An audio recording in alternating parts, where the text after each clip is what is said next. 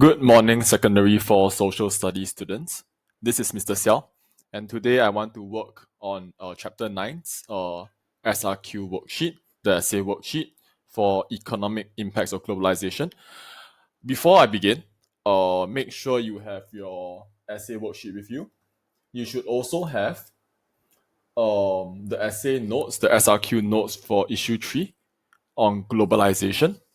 And finally, you can also have with you your social studies textbook, and you will be on page 30, which is the start of chapter 9, the economic impacts of globalization. Okay, so let's get started. Let's do a quick recap. Globalization, as you know, refers to the increased interconnections and interdependence between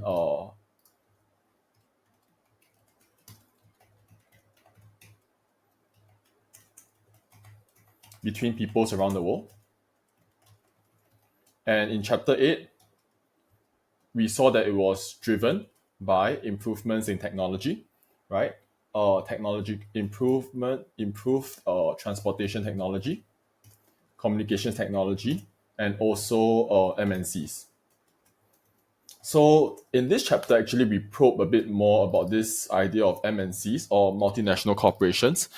In chapter 8, the focus was on how these corporations or companies connected the world. So by having these companies like Starbucks or McDonald's, how does that increase the connection between different parts of the world? That was the question in chapter 8.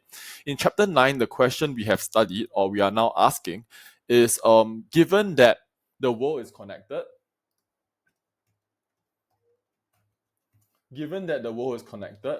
right? Who makes money, who loses money, who are the winners and who are the losers? So we look in we have two levels of analysis. One level of analysis in terms of countries, and second level of analysis in terms of individuals. So if you are winning or if you are gaining money, so the idea of economic in short is about money, resources, wealth. If you are gaining money, why is that the case? Or if you are losing out, why is that the case? And the second segment of this chapter also talks about responses. And so you can think of responses in a nutshell as the strategy by countries or individuals to win, right? So given that there is globalization, given that people are connected around the world, how do you win? How do you get more money? How do you get more resources? How do you increase your profits? How do you get better revenue? How can countries create better jobs? How can countries get more tax revenue that they can just disperse on public services? So this is the frame of mind we're entering.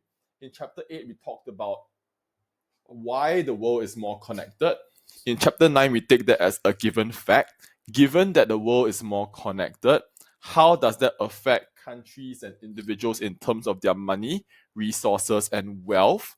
And how do countries and individuals respond and strategize to get more resources, to become winners, and to overcome their challenges? Okay. Given this broad content level frame, we are going to now respond to a question, an essay question. And after I go through one example question, you will be assigned homework. And since you are Sec 4, I believe all of you will be very enthusiastic in doing this work and getting feedback, because this is your penultimate year towards your national examinations, which would have a determinative impact on your future pathways. A quick recap.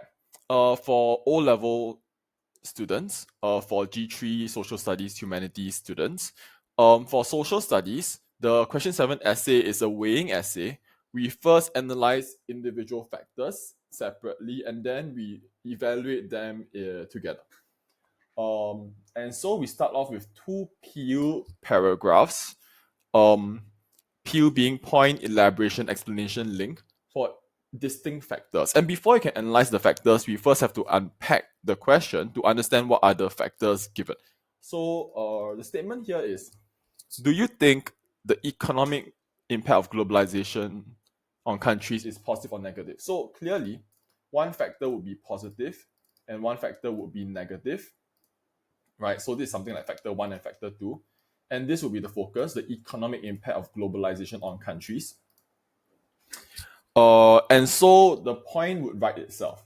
One point would be the economic impact of globalization is positive, and the other point would be the economic impact of globalization on countries is negative. So these are the two topic sentences, the 2 points you write to frame your arguments. Okay, so let's look at the positive side of things. Globalization creates opportunities for trade. I would encourage you to read your textbook, which you should already have done prior to doing this essay, where there's an explanation of trade on page 31 and 32. Importantly, perhaps here is where I can give you some quick framing understandings. Trade refers to the exchange of goods and services between two countries. Exchange of goods and services. We learned that goods are sort of products, physical or virtual. An iPhone is a good. This is a good. But also, if I were to create a program, let's say student learning space, right? And you can access this student learning space to learn. That is also a good. Then what is a service? A service is a form of temporary assistance. So for instance, every time I enter the classroom as your teacher and I teach you a lesson, that is a service. So we think of goods and services within the country. Sort of when you think of getting your iPhone, right? You think of getting your iPhone in the shop. Let's say you go to a Apple store at Jewel. So everything is done in Singapore, but is it really done in Singapore? Because if you think carefully about where this iPhone has come from, you realize that it's created by the company Apple, which is based in USA, Silicon Valley. So it's designed in the USA. And what else about the iPhone have we learned? I guess it's not in the textbook. So other things you might know about the iPhone is that most of the microchips are made perhaps in Taiwan. And then some of the silicon would be harvested in Latin America and in China in order to produce the microchips. And you also have sort of the screens, the glass, that will be made in China. Maybe the assembly of the iPhone, where all the components are put together, could be in China or Vietnam. So this is a form of trade, where goods and resources are exchanged across different countries in order to come up with a final product. And that is called a supply chain, and that is for a complex good. So a supply chain is for a complex good where resources need to be taken from multiple countries. Some other things are a bit more clear-cut. You think of foreign imported goods, sort of, in my generation, it was Hello Kitty from Japan. But you might think of other examples. Uniqlo, clothes from Japan, or branded clothes. Other branded clothes could be, I'm not very good at this. Armani, or cars. Oh, I know this one. Volkswagen. Volkswagen is a car from Germany, and Nissan, Honda, Toyota cars from Japan. So these are imported goods. So the point being that trade is a form of exchange between countries. And what's the point? What's the point? Why don't we just make a Toyota or Nissan? Why don't we make a SG50 car in Singapore? The point is that some countries do it better, right? Some countries do it better. What does better mean? Better means specifically, concretely, in terms of cost, in terms of efficiency, and in terms of quality. I repeat, cost, efficiency, and quality. So I'm going a bit deeper. I'll just type this out here. For those of you who are interested in pursuing sort of economics knowledge on your own time, or perhaps in junior college. So the idea of specialization is to focus on a particular product or good or process, have efficiency, and have cost savings. So some countries do things better, make it cheaper, make it higher quality, and that's why you let them focus on it. So Germany and Japan can focus on the cars, and then we, Singapore, we focus on other things. One of our exports, for example, is actually education, because many students from overseas come to Singapore to take advantage of the very strong education system. So we focus on education related industries, pharmaceuticals, processing oil.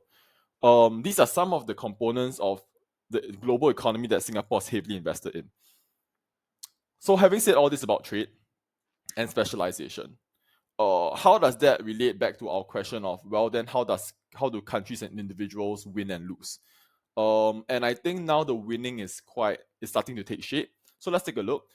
So when you have trade, right, countries that participate in this trade, they can boost their earnings by exporting. So exporting here means selling to other countries. I repeat, export is going out. You sell to other countries.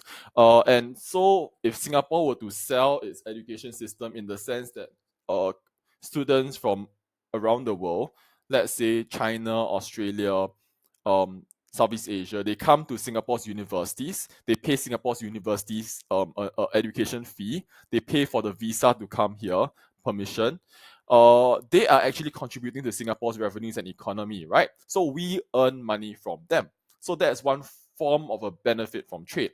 And at the same time, because we buy from other countries what we need, the Toyota car, the Volkswagen car, or the Tesla electric vehicles, then we also benefit from having this selection and variety of goods.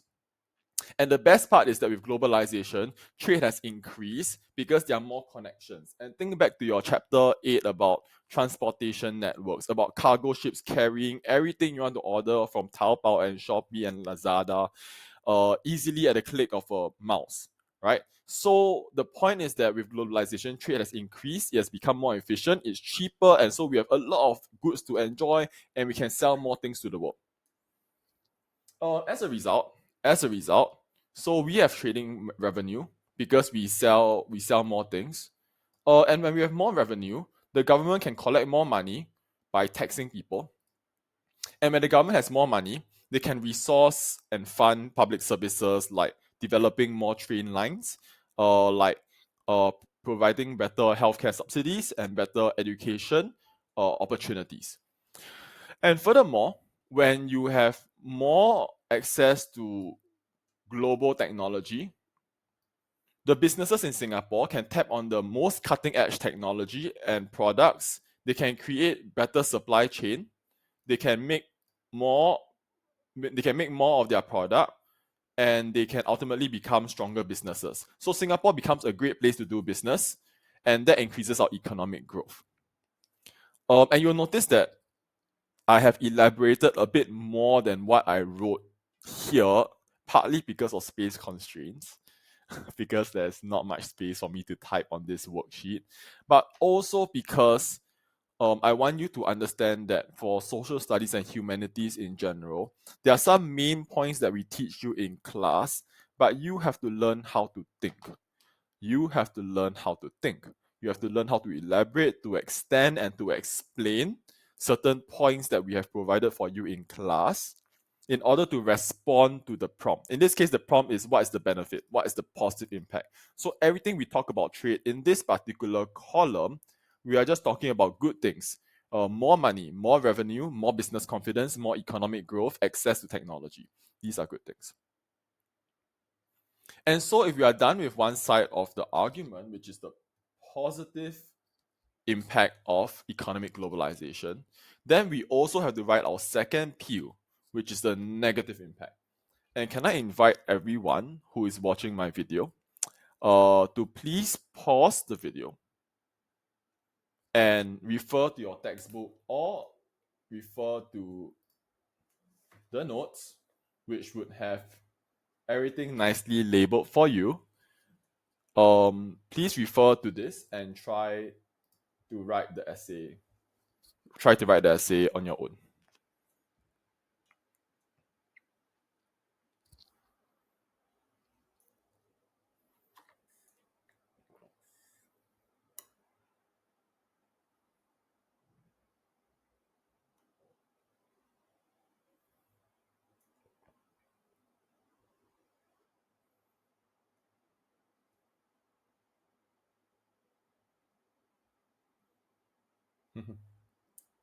So I hope you did that. And let's talk about the negative impact. So the fact that you have trade, you have, you can buy cars from Japan, clothes from Japan, cars from Germany, iPhones from America company that is actually made, assembled in China and Vietnam. The fact that you have trade also means that you become vulnerable. Because trade is a form of dependence. We become dependent on other countries when we are getting things from them. Perhaps the clearest example would be rice, actually, because we are a food. We don't produce most of our own food. We produce maybe about up to one third of our own food, but the rest we have to buy from abroad, right? So we buy a lot of rice from Thailand, from Myanmar, from the region of Southeast Asia. And imagine for a moment that one day the Thai government says, "I'm sorry, we don't have enough rice to sell to you," and that creates a vulnerability. So a vulnerability means that, well, we are dependent. We can be over dependent. Another example was during COVID. We got a supply of chickens from Malaysia, and I don't know how many of you remember this just a couple years back, but Malaysia decided that they were no longer going to sell chickens to Singapore. So there was this big hullabaloo and outcry about the chicken ban from Malaysia. Let me see if I can find that. Yeah, the chicken ban in 2022. And it created a huge sort of questioning in Singapore as to, oh, how did we get to this stage where we were so vulnerable that the moment our neighbor up there says no more chicken for you, does that mean we have no more fresh chicken? Then the answer, actually, for those of you who are more keen to find out more, what is the answer? If you know that you're going to be vulnerable to countries banning the sale of certain goods, how do you respond? Does that mean you stop trading? But you lose out. You lose out because of all the benefits of trade. So how do you respond? For those of you who are keen to think about this deeper, not so relevant to the lesson today, the answer is actually diversification. So you can go find out more about diversification. But back to my lesson.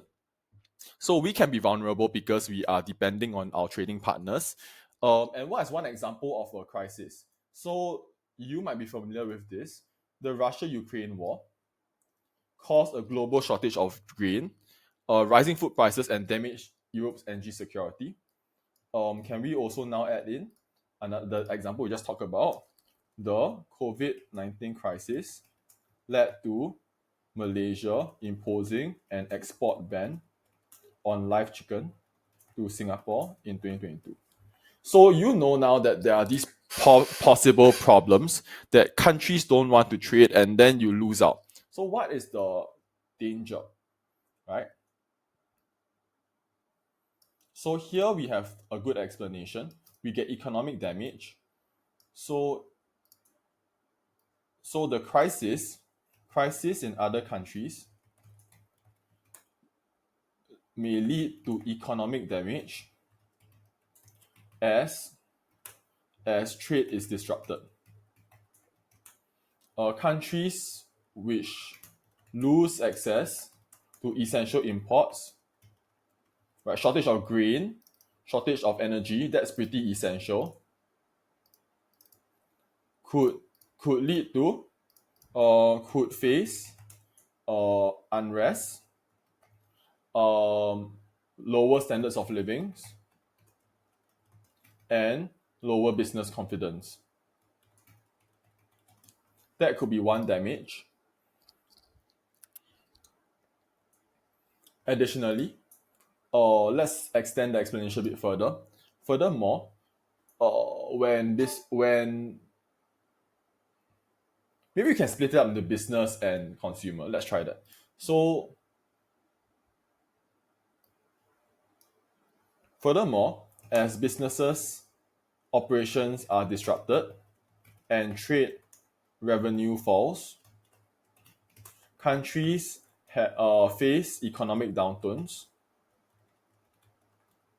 This reduces the country's resources and ability to support public services, damaging the economy and social stability. So these are some negative impacts that we can foresee. Should vulnerabilities and overexposure and overdependence on trade lead to disruptions in supply? Uh, I will leave this here. I'll leave this here. So you know what to do, right? Copy the question on foolscap. Write your essay on foolscap. And these are just my thoughts on this prompt, but you may have had your own way of crafting the essay, and I encourage you to think about whether or not your way of responding would also be a valid argument. Because social studies and humanities, there are no fixed answers, but there are clear ways to think and valid ways to argue, and we want to grasp these techniques, especially in Sec 4, to be adaptable, critical, flexible, adaptive thinkers. Okay. And we have done the 2 PUs. And I want now to talk about the weighing. So to recap, weighing is about looking at both sides and deciding ultimately which side you think is more persuasive, or if both sides of the arguments can be integrated in an intelligent way. So not just repeating what you have said, but really seeing how both sides weave together in an intelligent way. So let's talk about the first way, which is the stronger factor approach, where you pick one side. So for the stronger factor approach, and here the two factors are, I repeat, positive impact, negative impact. For the stronger factor approach, you want to explain which one is the stronger factor. You want to give a deeper criteria. And then you strengthen the stronger factor and you weaken the weaker factor. Again, you show why one side is stronger than the other by saying one side is very, very strong and the other side actually not so important. In a way, you are countering your arguments from the earlier part of the essay in some sense. So here I would go with the more positive approach. I think the positive approach is easier to argue, and I would go for the long run argument that in the long run, having more trade is better. You know, than being so scared of the risk and vulnerabilities. So we know that there's new trading network opportunity. We know that creates specialization. And so there's lower production costs and product prices, which means that business can enjoy better supply chain. Consumer can enjoy more variety of goods. You can go into a supermarket and you can see the bananas from Philippines or the mangoes from Malaysia, the durians from Malaysia. You can even see some special Japanese strawberries at a slight markup. So this variety in all the shops you see, this really comes and arises out of trade, right? As a consumer. And as a business, you have more industries to tap on, you have more suppliers to provide you with the resources, you have a greater environment to work with. So there's growth and higher standards of living. On the other hand, it's true that while countries may become vulnerable, right? We talk about this. These are only born in the short run. Because if you know that the Russia-Ukraine war is happening, right, and you can't buy grain from Ukraine, you start looking for other sources. You start buying elsewhere, right? Eventually, the trade networks will adapt and change and shift based on supply. Another example, the Malaysia chicken ban. And you could actually write this in your essay if you knew the concrete details. So for the Malaysia chicken ban, right, knowing that Malaysia has banned chicken for Singapore, what did we do? Eventually, we look at Indonesia and bought chicken from Indonesia, right? So we found other suppliers. We adapted. So in the short run, yes, some people have no chicken because Malaysia stopped selling chicken. But then we start looking for chicken elsewhere. And we became a bit smarter and more savvy. We don't just buy from one customer, from one supplier. We started looking for chicken in multiple countries. And that's called diversification.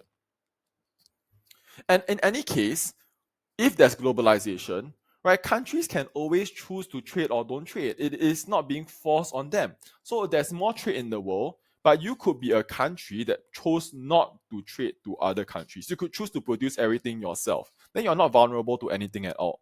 And do any countries make this choice? In this world, right now, one country stands out, and that's North Korea. And generally, North Korea is quite well known for not wanting to trade with any country. And so that's called an autarky. And autarky is a country that chooses not to trade with any other countries, right? And that means you're not vulnerable. And isn't that the best solution? It's not, because you lose out on all the benefits from trade. So if you were to look carefully at North and South Korea's economy, I don't know how many of you are familiar with this, right? During the Korean War in the 1950s, North and South Korea were roughly comparable. But now, South Korea's economy is 60 times bigger than North Korea. And a big part of this can be explained by the fact that South Korea is open to trade because it's expanding on its opportunities, and North Korea is not. All the Korean boy bands and girl groups and whatever you think about, they are all South Korean. Okay, okay. I need to wrap up this video, so I'm gonna wrap up. So in the end, you say benefits outweigh the cost in the long run because the pain is short run, but the benefits long run. And then okay, and so globalization impact on countries' economy is positive. Can you cite these concrete examples like North and South Korea or Turkey versus trade in your conclusion? Yes, yes. Examiners would be amazed if you have this flash of brilliant insight. You know, some of you, some pandas are brilliant. You know all these examples. If you can use the examples in the right way and not be carried away by a long essay on North and South Korea, but just pointing out, oh, you know, South Korea versus autarky of North Korea, and you just mentioned, for example, oh, actually now South Korea has 60 times the economy over North Korea.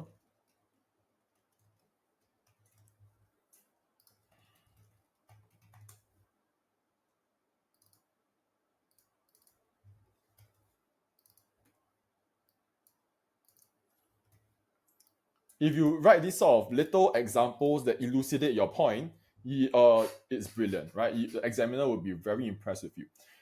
The other, yeah, here. So the other thing we could do is balance conclusion. Let me talk about this for a bit. Little bit, very small bit. So for balance conclusion, we need to talk about how the two factors interweave, depend on each other. You cannot just repeat your P's. You cannot just repeat what you already said. That's not L4. That's not advancing to a higher level of analysis. So how will you do it for this case? Because this case actually is not factors. It's not reasons why something happens. It's impacts, right? So how do we weave it together? Here you have to have some sort of like deeper knowledge. In this case, you want to talk about the winners and losers.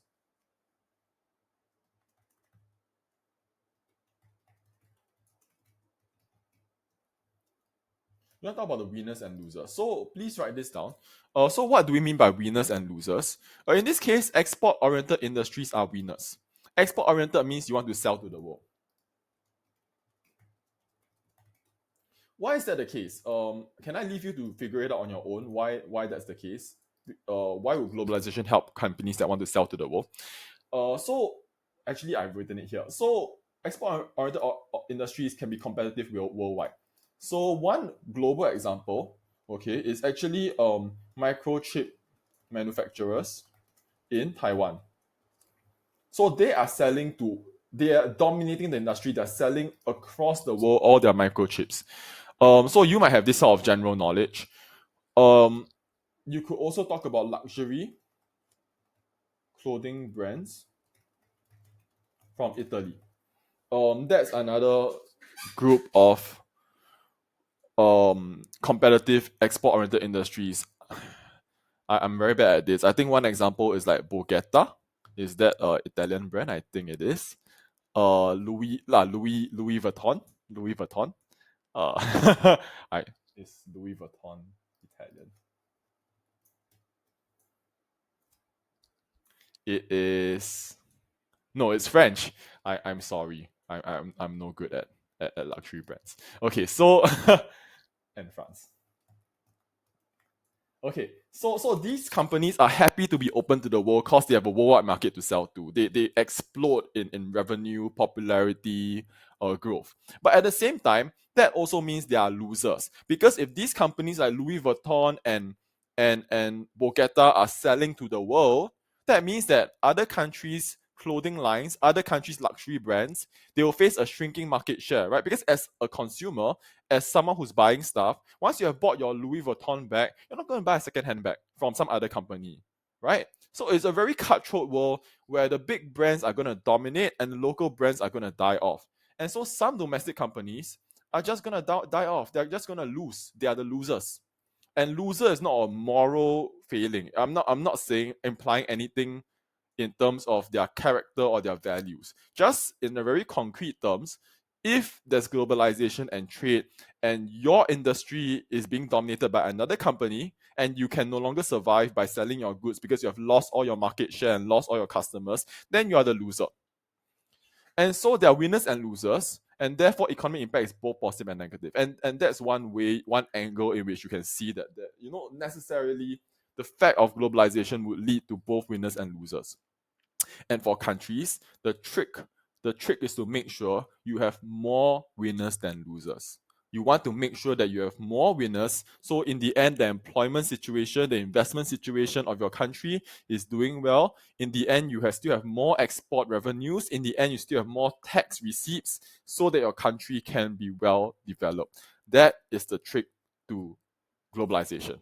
And Singapore has done very well. And I leave you to find out more in terms of winners and losers. Okay.